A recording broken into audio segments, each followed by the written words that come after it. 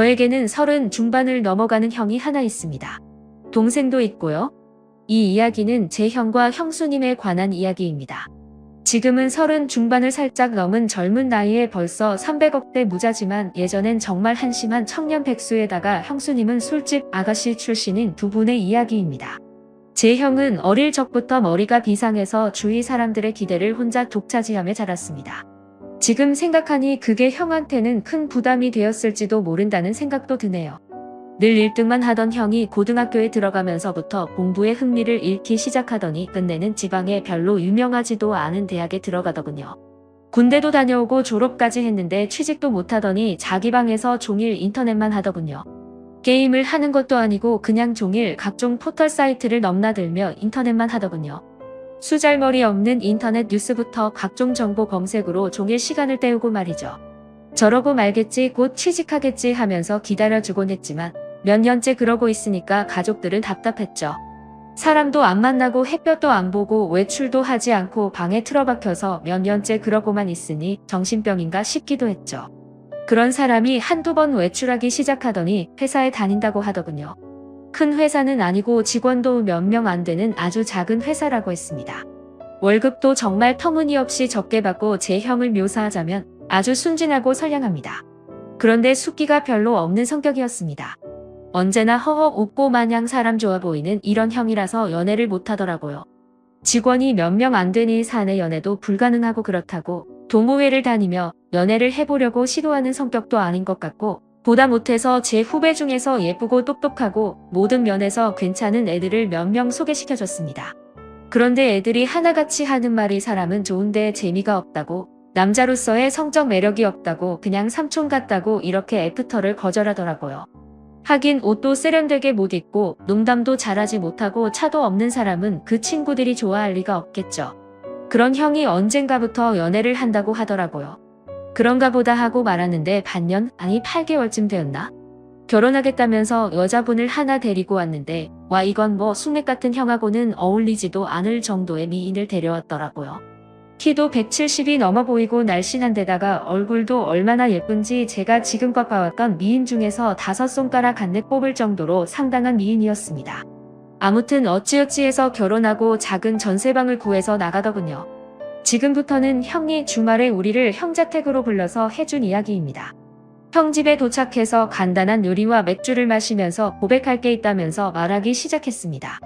형이 회사에 다닐 때 형이 아이디어를 냈던 프로젝트가 하나 끝났다고 전부 여자 데리고 노는 방 있는 술집에 갔는데 그런 데를 처음 가보는 형한테 가장 잘 노는 여자분을 붙여주더래요.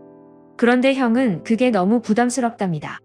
자기가 너무 놀 줄을 몰라서 피해를 줄까봐 놀고 나서 이 차를 또 다른 술집으로 옮겼는데 거기선 아예 형한테 가장 예쁘고 차분한 아가씨를 붙여주고 그냥 구석에서 얘기나 하라고 했다네요.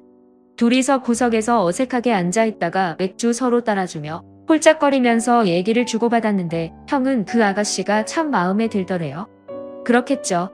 연애가 처음인 형이니까 다른 직원들은 각각 파트너를 데리고 호텔로 가고 형은 그냥 조금 걸었으면 좋겠다고 하면서 아가씨와 길을 걸으면서 이런저런 얘기를 나눴답니다.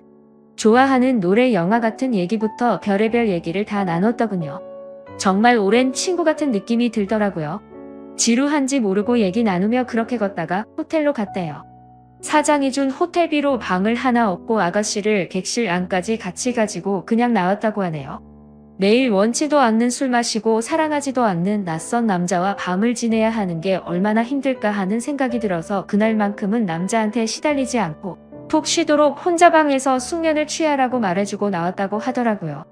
근데 형이 부탁이 하나 있는데 이렇게 재미있게 대화를 나눠본 게 처음이라고 친구하면 정말 기쁠 것 같다고 해서 전화번호를 얻었답니다.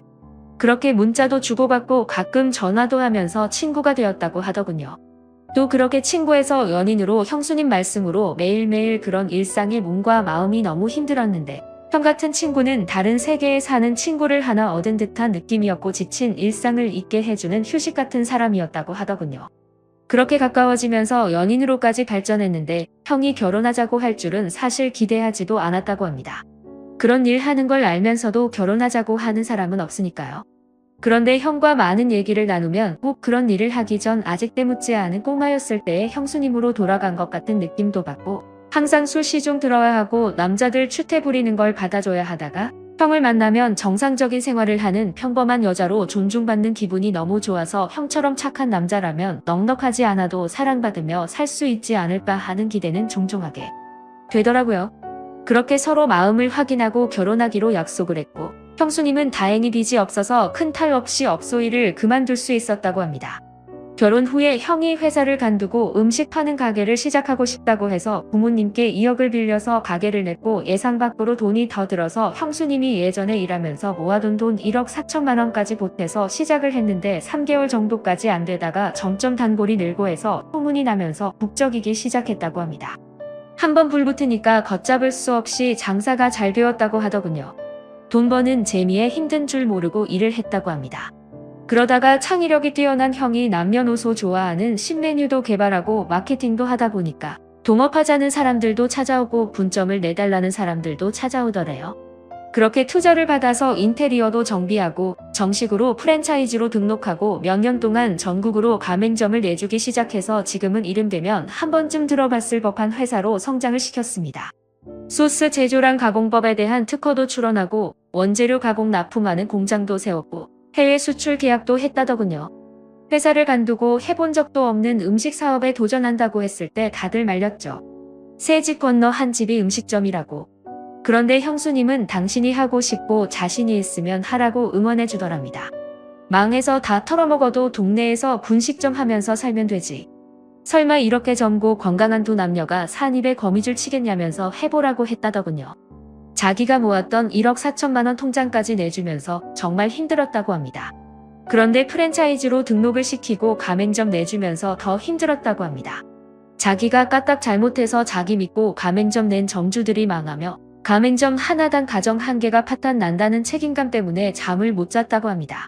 하루에 2-3시간 정도 밖에 안 자면서 소스 개발, 메뉴 개발, 투자자들 찾아다니고 시장 분석하러 다니고 점주들 장사 잘하라고 자기 비결 남은 책자 제작해서 돌리고 그랬다고 합니다.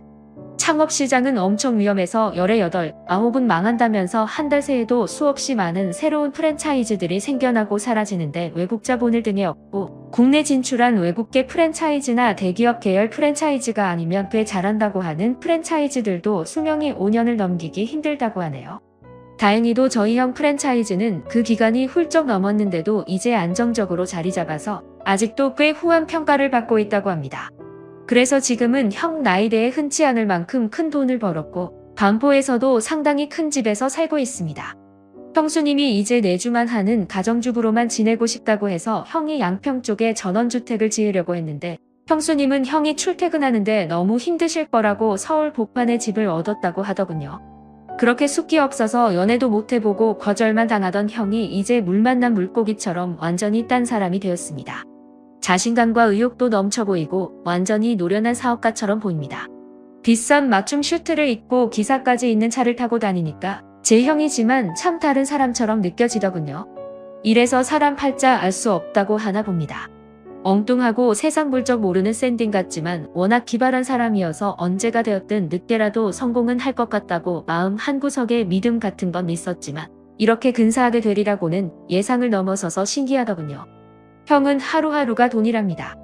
하루하루 들어오는 돈도 돈이지만 하루에 하는 결정 하나로 큰 이익을 벌어들일 수도 있고 다른 아이템을 찾으러 다니고 사람들 만나러 다니는 게 전부 돈을 보장해주는 일들이라서 너무 시간이 부족하다고 합니다. 그래서 집에 늦게 들어가고 주중에 형수님과 시간을 보내주지 못해서 늘 미안해서 수시로 형수님한테 전화를 걸어서 사랑한다고 말해준다고 합니다. 그리고 주말 주일은 정말 중요한 일이 있지 않은 이상 오직 형수님과 아기만을 위해서 시간을 보낸다고 하더군요.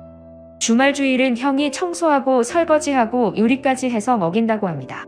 주중 동안 그렇게 일하고 주말까지 그러면 힘들지 않냐고 하니까 자기는 사랑하는 아내랑 아이를 위해서 음식하고 설거지하면서 쉬게 해줄 수 있다는 게 너무 행복하다고 합니다.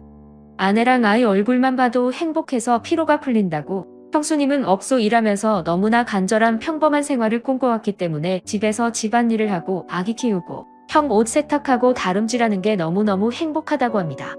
부자고 가난하고 하는 건 애초에 그런 건 상관하지 않았기 때문에 지금도 돈 쓰는 것에 재미가 생기지 않도록 주의한다고 하더라고요. 저희 형수님 그렇게 부자가 되었는데도 명품 가방이나 시계나 외제 구두 같은 거 갖고 있지 않은 것 같습니다. 형수님 말로는 주말에 형님이랑 정원에서 배달시킨 치킨이랑 맥주 한 캔씩 먹으면서 얘기하는 게 너무 행복하다고 합니다. 딱 그만큼의 행복도 감당할 수 없을 정도라면서 형이랑 이마트 가서 카트를 밀고 다니며 같이 시식도 하고 장 보는 게 백화점 쇼핑하는 것보다 더 행복하다고 합니다. 그토록 간절하게 꿈꿔온 것들이 바로 이런 것들이라고, 이게 전부라고 합니다. 그걸 잊지 않고 살려고 노력하신다면서 더 이상 바라는 거 없다고, 형수님은 매달 부모님께 월급 정도의 용돈도 넉넉하게 보내주시고 우리한테는 볼 때마다 용돈도 주십니다. 형수님은 저보다 1살 어리시고 그런 형수한테도 학생도 아닌 번듯한 직장 다니며 나름 연봉도 꽤 받는 제가 용돈 받는 게 웃기는 것 같아서 우리가 애도 아니고 용돈 주지 마시라고 했더니 형수가 자기가 번 돈이 아니라 형님이 번 형 돈이라고 자기는 단지 전해주는 것만 할 뿐이고 아무리 나이가 들어도 형한테는 언제나 어린 동생들이니 형이 용돈 주고 싶어 할 거라면서 받으라고 하는데 이거 참 난감하더라고요. 저는 상황도 좀 우스운 것 같고 해서 안 받고 싶은데 막내놈은 날름날름 잘 도맡습니다. 막내는 강남에서 규모는 작아도 꽤 말끔한 양주 비즈니스 클럽을 운영하는데 수입이 꽤 큰가 봅니다. 그걸 차리는데 형한테서 돈을 빌렸다고 하더군요. 모든 일은 형수님과 상의하는 형은 그때도 그 말을 형수님께 말을 했더니 형수님은 당신이 번 돈이니 빌려주고 싶으면 빌려줘라. 하지만 큰 액수인인 만큼 돈을 빌려주는 사람으로서의 운영에 대한 권한을 보장받아서 막내 도련님이 잘못된 판단이나 잘못된 운영을 할 때는 막을 수 있도록 권한을 보장받는 게 좋을 거라고 말을 했다더군요. 우리 형수님 참 대단한 사람 아닙니까? 형은 회사 운영에 관해 큰 결정을 앞두고 늘 형수님과 상의한다고 합니다. 회사 운영에 대해 아무것도 모르는 형수님이지만 시간이 날 때마다 형이 하는 일을 큰 것부터 작은 일까지 모두 얘기해주는 게 남편의 의무라고 하더군요. 집안일만 하는 아내가 얼마나 심심하겠냐면서 부모님은 형수님을 참 좋아하십니다. 형수님이 흠잡을 데가 없거든요. 남편한테 잘하고 시부모님께 잘하고 참하고 인물도 훌륭하고 뭐 보는 사람마다 며느리 칭찬을 하니까요. 저희 아버지 어머니도 형수님을 딸처럼 아끼십니다. 늘 우리 딸 그러시거든요. 처음엔 형수님 외모가 너무 바비 인형 같아서 어리숙한 형 등 처먹으려는 꽃뱀이 아닐까 하는 의심도 있었지만 지금은 존경스러울 정도입니다. 시부모님과 우리가 형수님께 너무 잘 대해줘서 형수님은 자신의 과거에 대해 숨겨온 것에 대해 지금껏 늘 죄책감을 느끼고 살았다고 합니다. 그래서 털어놓고 싶어서 지금에서야 우리한테 말하는 거라고. 그래서 저는 누가 뭐래도 형수님은 우리 식구들이 가장 좋아하는 우리 형수님이었고 앞으로도 그럴 겁니다. 형님과 형수님이 성실하게 살았다는 건 알았지만 그렇게 남들보다 몇 배로 애를 쓰며 살았다는 것까지는 몰랐네요. 형수님 앞으로도 우리 형님 잘 부탁드립니다. 고맙습니다. 하면서 절을 하니까 형수님이 고맙다면서 우시더라고요. 저까지 마음이 아프더라고요. 얼마나 마음을 고생하셨으면 인간적으로 존경스럽더라고요. 잠도 못 자고 남들보다 더 애쓰며 살았고 그 정도의 큰 규모의 사업체를 잘 이끌어가고 있고 부자임에도 사치하지 않고 참 건전하고 예쁘게 사는 걸 보니 내 형님 내 형수님이지만 인간적으로 너무 보기 좋습니다. 아버지 어머니께는 아직 말씀은 드리지 않는 게 좋겠다고 했습니다. 저희야 젊으니까 이해할 수 있지만 어른들은 그렇지 않을 수가 있거든요. 죄책감을 덜기 위해서 말씀드렸다가 혹시나 더 큰 걸 감당하셔야 할까봐 서로 상처가 될 수 있는 사항이잖아요. 막내 이놈은 그 자리에서는 형들 의견이 그렇다면 자기도 따르겠다고 해놓고서는 나중에 우리끼리 나가서 한잔할 때는 이런 말을 하더라고요. 난 큰형처럼 절대 못해. 내 여자 과거가 그런 걸 모르면 또 몰라도 알면서 어떻게 결혼을 해. 솔직히 얼굴 볼 때마다 과거 이 여자가 무슨 짓을 했을지 자꾸 생각나서 도저히 결혼은 안 될 것 같아. 그러니까 형님은 담배 하나 끊기도 그렇게 어려운데 과거를 끊어내기가 얼마나 힘들었겠냐. 그 과거는 아마 너희 형수가 죽을 때까지 가슴에 짐처럼 얹어 있을 거다. 할 수만 있다면 컴퓨터처럼 완전히 포맷해서 너희 형수 기억 속에서 싹 지워주고 싶은데 그렇게 할 수 없어서 네 형수 얼굴 볼 때마다 애써 밝게 보이려고 노력하는 것 같아서 안쓰럽고 불쌍해서 난 가슴이 아프다. 내가 할 수 있는 최선은 너희 형수가 그걸 의식하지 않고 살도록 너무 행복해서 그런 것 떠올릴 결을 덮을 만큼 행복하게 만들어주는 거다. 나한텐 세상에서 가장 고마운 사람이고 가장 아픈 사람이다. 너희도 곁에 있어주는 것 하나만으로도 고마운 그런 사람 만나게 된다면 형 심정 이해할 거다. 라고 말하더군요. 그때 형을 소개시켜줬던 그 애들 중 몇 명은 아직도 시집 못 가고 저 만날 때마다 친구나 후배 중에 좋은 사람 있으면 소개시켜달라고 징징거립니다. 얘네가 사람 보는 안목만 있었더라면 팔자가 달라졌을 텐데 말이죠. 형은 여자에게 너무나 헌신적인 사람이어서 웬만한 어떤 여자분과 결혼을 했어도 다정하고 행복하게 살았을 겁니다.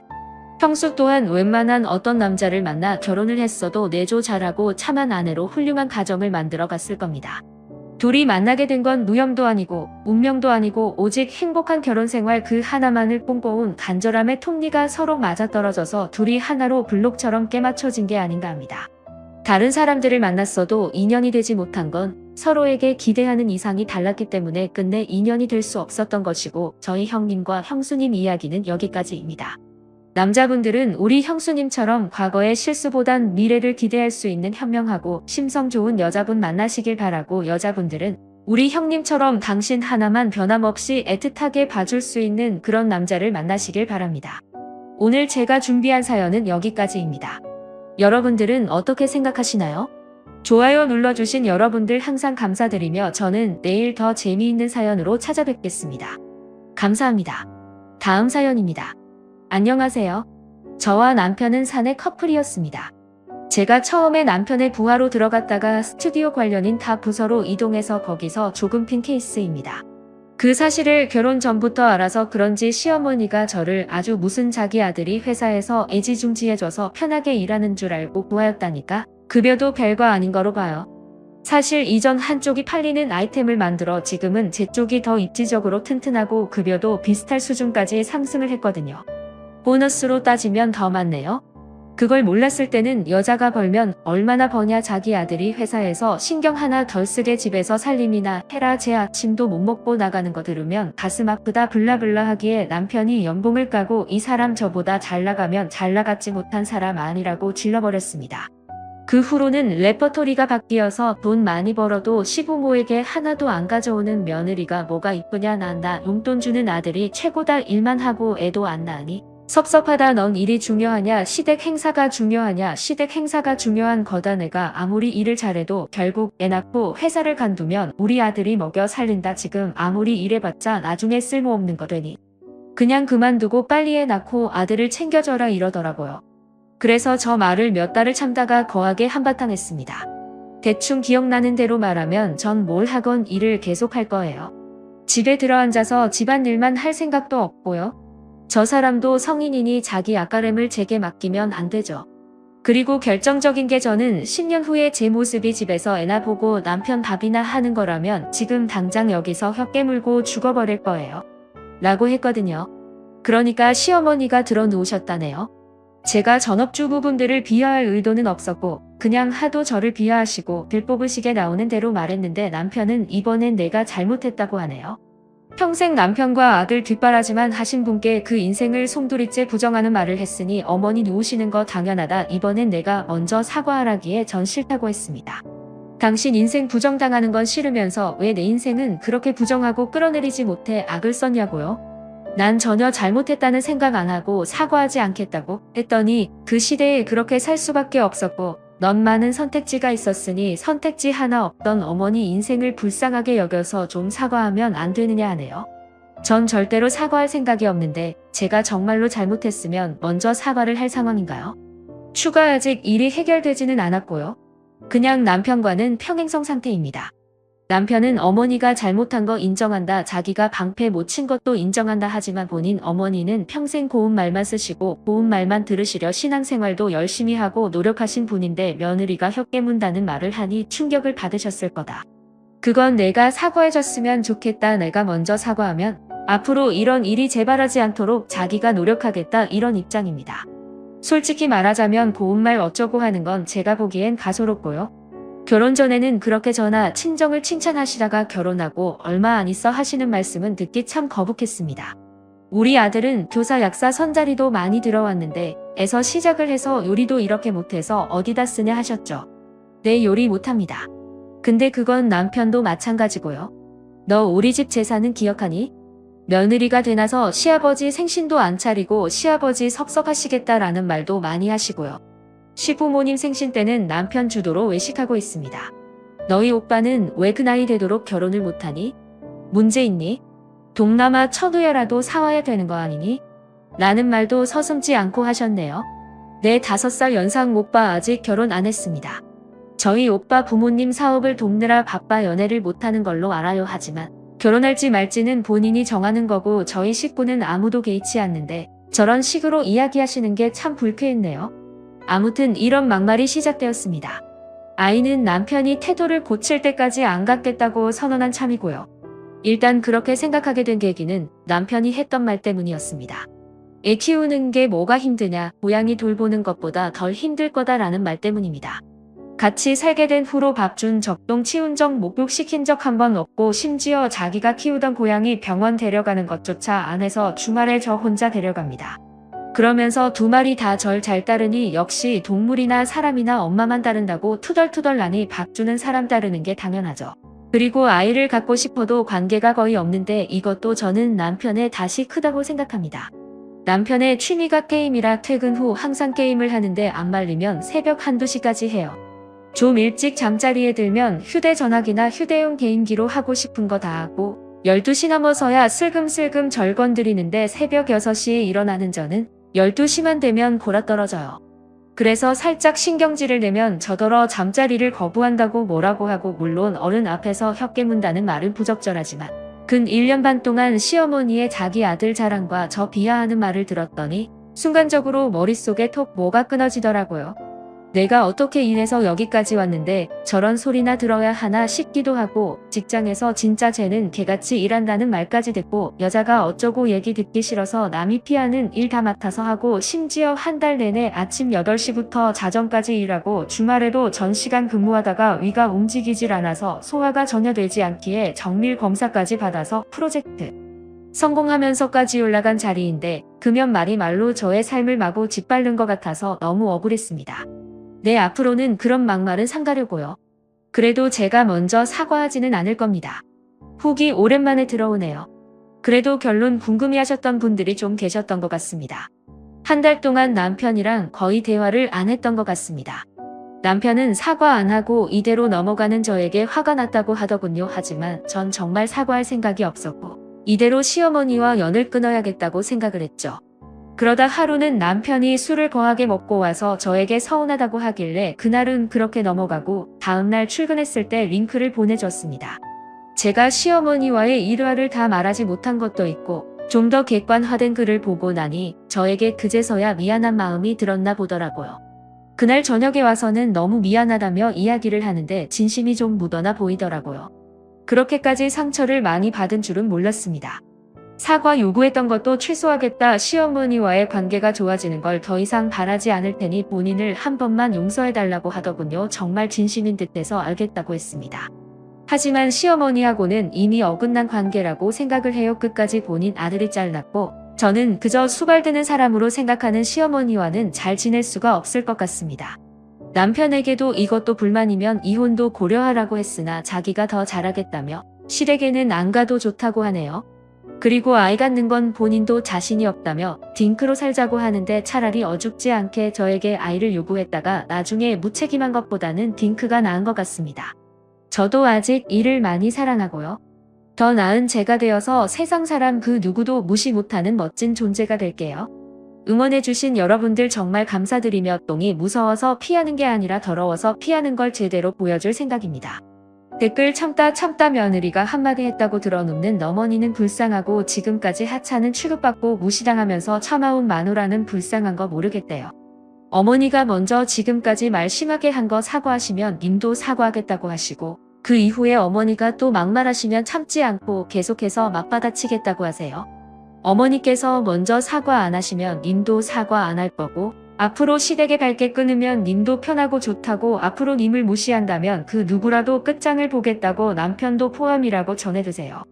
댓글이 불쌍하다고 주둥이 함부로 터는 것까지 정당화되는 건 아니죠.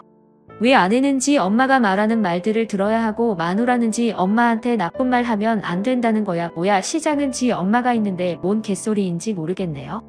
다음 사연입니다. 안녕하세요. 아내와 이틀째 언쟁 중입니다. 본인은 독방 육아고 제가 육아를 도와주지 않으니 파업할 거라는데 기가 막힙니다. 저는 6시 30분에 일어나서 시리얼, 토스트를 해먹고 지하철 1시간 거리의 직장에 8시 30분까지 출근을 합니다. 직업 특성상 야근이 많지만 야근 수당이 많이 나와서 아내가 출산 전에는 야근을 하더라도 농담식으로 얘기할 정도였습니다. 평균적으로 8시에서 9시에 퇴근을 하고 집에 오면 10시가 다 되어 있습니다. 그럼 아이는 잠들어 있고 육아를 도와줄 수가 없어요. 퇴근 후 아내가 간식을 차려주면 그거 먹으면서 대화 좀 나누고 난 휴대전화기 게임을 하거나 TV를 보다가 11시 좀 넘어서 잡니다. 토요일 격주 근무이고 쉬는 날에는 집에만 있습니다. 아내와 아이와 시간을 보내고 놀러 다니고 하죠. 쉬는 날 아이 목욕시켜주기 놀아주기 정도 하고 아내가 낮잠을 자거나 외출을 하면 그 시간 동안 아이를 봐줍니다. 그리고 술은 1년에 딱 1회 먹습니다. 친구들 두세 달에 한두 번 만나고요. 만나도 아내와 아이 함께 보거나 같이 식사한 후 아내와 아이를 집에 데려다주고 친구와 세차를 하거나 PC방을 다녀오거나 정도만 합니다. 이번에는 아내의 일과를 이야기해 볼게요. 7시에 일어나 아이가 먹을 아침 식사를 준비를 합니다. 아침에 간식을 챙겨 나와서 오전에는 문화센터를 다니거나 놀이터 등 아이와 함께 놀아주고 집에 가서 점심을 먹는다고 합니다. 가끔 문화센터 아줌마들과 점심을 먹기도 하고요. 아이가 낮잠 자는 시간에 집에서 설거지, 빨래, 청소, 요리 등등 살림을 합니다. 아이가 일어나면 간식을 차려주고 놀이를 하거나 장을 보거나 하다가 저녁 먹이고 7시쯤 아이를 목욕시키고 9시쯤 아이를 재웁니다. 제가 퇴근하고 나서 씻고 나오면 바로 먹을 수 있게 야식 겸 간식을 차려주고요. 그날 있었던 일들 아이 이야기 같은 대화를 나누고 TV를 보죠. 그리고 그날 육아 일기를 쓰고 12시가 다 돼서 잡니다. 아내는 밥만 먹으면 친구들을 만납니다. 제가 격주로 출근하는 주말 회사에 있을 시간에 친정이 우리 회사 근처라 일주일에 하루쯤은 친정집에서 놀다가 날 데리러 오기도 합니다. 저는 제대로 일 때문에 시간이 안 나서 같이 할 수 없는 건데 자꾸 독방 육아내 문을 하니까 너무 답답합니다. 저도 퇴근 일찍 하고 하면 빨리 와서 아이랑 놀고 싶고 안아주고 싶고 같이 목욕도 하고 싶고 그러고 싶은데 그 마음을 너무 몰라줍니다. 아내는 돈을 덜 벌어와도 되니 안 해도 되는 야근이면 좀 빼고 일주일 가서 아이랑 좀 놀아달라고 합니다. 야근을 뺄 순 있는데 한 달에 야근 20번 한다고 치면 10번만 빼도 돈 100 가까이 급여가 차이가 나니 저도 안 할 수가 없는 노릇이고 1월에 둘째 임신 소식까지 듣고 나니 돈을 더 많이 벌어야 할 것 같아서 저도 저 나름대로 힘들게 살게 하지 않으려고 아내의 고생을 덜 시키려고 하는 건데 왜 몰라줄까요? 제가 독방 육아시키는 건가요? 아내의 입장 안녕하세요. 아내 되는 사람입니다. 그냥 보고만 있으려니 너무 열받아서 글을 씁니다. 아주지 유리한 대로 써놨네요. 열받네요. 정말 내 얼굴에 침뱉기를 안 쓰려고 했는데 써야겠습니다. 술 처먹을 때마다 2번에 1번꼴로 경찰이나 구급대원한테 연락을 받습니다. 한 달에 한두 번 술을 먹는데 그때마다 새벽 4, 5시에 저런 전화를 받고 데리러 가요. 산후조리원 들어온 지 일주일 안 됐을 때도 한 달도 안 된 갓난애 데리고 길바닥에 쓰러졌다고 전화 받고 나갔습니다. 2년 저지거리 하다가 술버릇 안 고쳐지길래 이혼 서류에 도장을 찍고 술 끊지 않으면 제출하겠다고 해서 재작년 송년회를 마지막으로 술을 끊은 거고요. 송년회 한 번은 집에 안 들어오는 조건으로 허용해 준 거고요. 야근 말이 좋아 야근이지 일주일에 매일 야근을 한다고 합니다. 근데 야근이 아니라 회사 동료랑 당구하고 볼링 치고 탁구장을 다니는 겁니다. 일주일에 5일이 야근했다고 치면 이틀 정도는 저한테 거짓말을 하고 5시 반 칼퇴근하고 쳐놀다가 10시에 들어오는 거예요. 이것도 신랑이 고생한다고 내 졸업식을 동료 샌드위치 싸서 회사에 몰래 갔다가 회사 아니었던 거 알고 들킨 거고요. 들킨 것만 10손가락이 부족합니다. 일주일에 야근 2, 3번 정도인데 어디서 거짓말하고 놀다 와놓고 거짓말로 야근했다고 하고 저희 사내 연애하다가 결혼한 거라 회사 분위기 잘 알고 운영 방식도 잘 알고 급여 부분은 더더욱 잘합니다. 야근 절반 정도 빼면 30 정도밖에 차이가 안 나요. 저 맘만 먹으면 친구 만날 수 있는 거요. 친구 만날 때에 항상 같이 데리고 다니고요. 만나도 식사 정도만 하고 오고 주말에 개인 시간 주는 거 어이가 없네요. 목욕탕 다녀오거나 커피 한 잔 먹고 오거나 병원 다녀오거나 하는 1시간 남짓 애 봐준 거 보고 개인 시간 준 거라고 합니다. 지 친구들 만날 때 저 데리고 나가는 것도 신랑 친구들이 첩족하라고 용돈 주고 하니까 그 돈 반반으로 나눠달라고 데리고 나가는 거고 저랑 애 집에 데려다 주고 세치하고 온다고 하고 4시간 후에 옵니다. PC방에 간다 하고 휴대전화기 꺼놓고 새벽에 들어온 적도 여러 번이에요. 배터리 나갔다가 시간 가는 줄 몰랐다 변명 같지도 않은 개소리 찌꺼리고요. 좋게 얘기를 했습니다. 나 너무 힘들다 도와달라 그런데도 야근한다고 거짓말을 하고 난리입니다. 2월 갑작스레 하혈을 해서 울고불고 빨리 오라고 응급실 가자는데 지금 당장 못 간다고 다들 퇴근 안 하고 있대 놓고 직장 동료랑 PC방에 있었습니다. 제가 독방 육아라고 난리치는 이유예요.